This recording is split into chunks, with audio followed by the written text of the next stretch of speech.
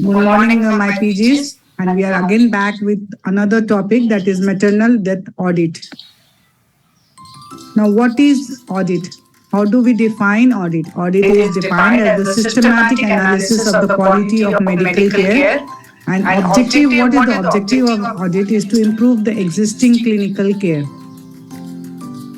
Now, where we can do audit in obstetrics? There are few areas which are generally we do audit, that is maternal and perinatal death, cases of near misses, and routine clinical practices against evidence-based standards. So if we are practicing certain things and there are certain changes, we can always adopt if the things are good by doing an audit. Now, what is audit cycle and how do we go ahead with it? Audit cycle, number one, you need to select the topic like maternal death audit or perinatal death audit or antibiotic prophylaxis or existing standards of doing a post-operative care.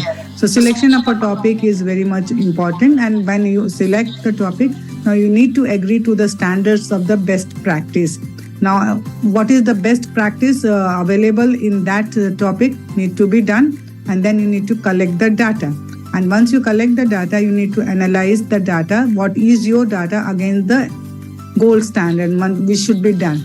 And if it is lacking out or if it is not lacking out, after that you need to give the feedback results and discuss the possible changes. Suppose what you are practicing is as good as the good or existing standards of the best practice, so the changes may not be there. But if it is much more changes, if your working standard or working practices are not so equivalent to the best practice supposed to be done, then you need to change the possible changes are to be done.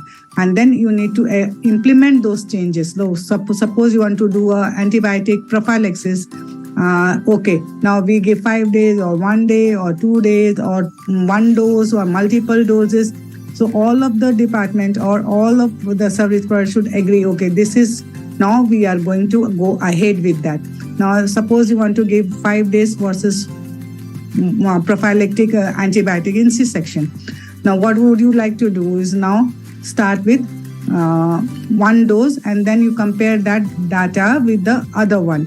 And now 1 dose antibiotic, you need to have the record. So if the immune infection is more or febrile morbidity is there or any other wound infections are there or endometritis are there, this need to be seen and implemented. So you need to implement and monitor those parameters also.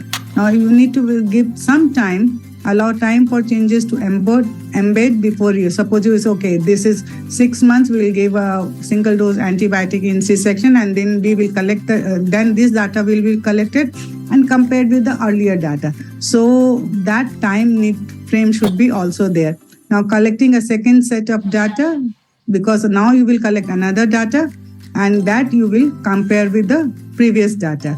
And after that, if the suppose single antibiotic gives you as good as result as 5 days antibiotic or 7 days antibiotic, then you need to see that, okay, this single dose is more than efficient, and then you can implement the single dose antibiotic. So discussing whether the practice has improved or not can be done. Now, why maternal death is carried out?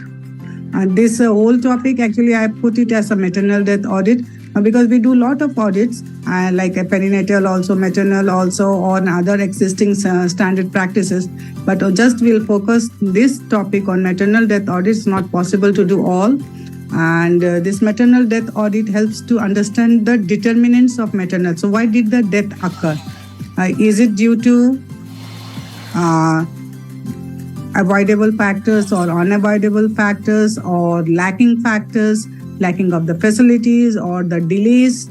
Then this will also help in reducing maternal mortality and morbidity in future, and will also provide the stimulus for all action at all levels. So this is why a maternal death audit is carried out.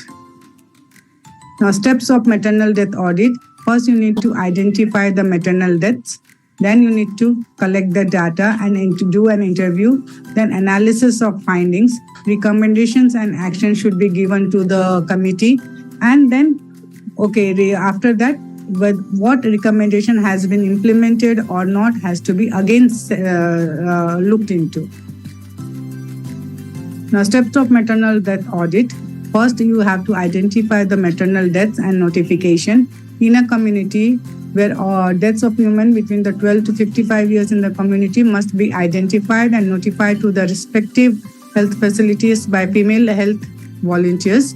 And screening must be done to identify maternal death by respective health facility. This is a maternal death. She is pregnant or not. And if the death is pregnancy related, then notification should be done to the district team for verbal autopsy. In facility death, means in the hospital, what one should do is health facility death should be notified by on-duty staff to the hospital in charge within the 24 hours. So any death occurring in the hospital should be notified to the hospital director or the main person for within 24 hours of the death. And this can be difficult where death takes place outside health facilities. Even in health facilities, maternal deaths, in other words, other than the maternity ward can be made. Suppose if it is obstetric, what is easy to identify, suppose it is in surgery or medicine department, if there are deaths occurring of pregnant ladies, it may be missed out, and of course that is one of the miss. Now, in the community, data can be collected from notes, referral letters, and interview with the family members. So, in the community, if the death has occurred at home, or then you should talk with the family member. What has happened? Was she sick, or there was hemorrhage, or she was in prolonged labor, or there was infection, fever? That verbal autopsy can be carried out with the help of family members, and you should do that. And in facility, MPDSR form, that is maternal perinatal death surveillance response form, should be filled out, and maternal deaths are to be reviewed within 72 hours. So within 24, they should be notified. The death form should be filled and it should be reviewed within 72 hours within the hospital. Now, after collecting the data, you need to analyze those findings. What was the cause of the death?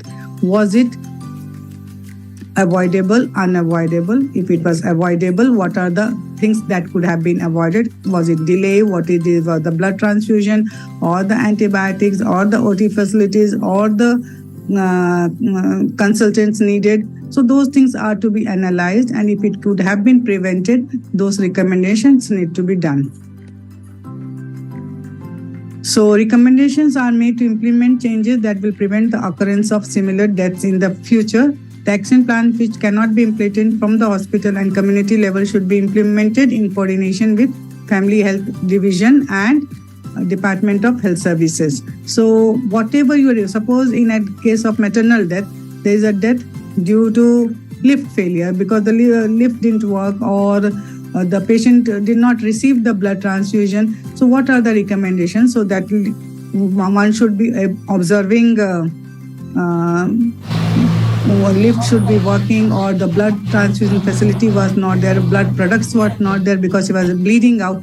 So what recommendations can be done is that, there should be a blood bank, and in that blood bank, all these facilities should be there. So that can be the recommendation. And now this, after some time, these recommendations are to be evaluated, whether that blood bank has been made, or the lift maintenance persons are there or not. So what you have recommended, whether these recommendations are being carried out or not, has to be done. So thank you, dear, for hearing all.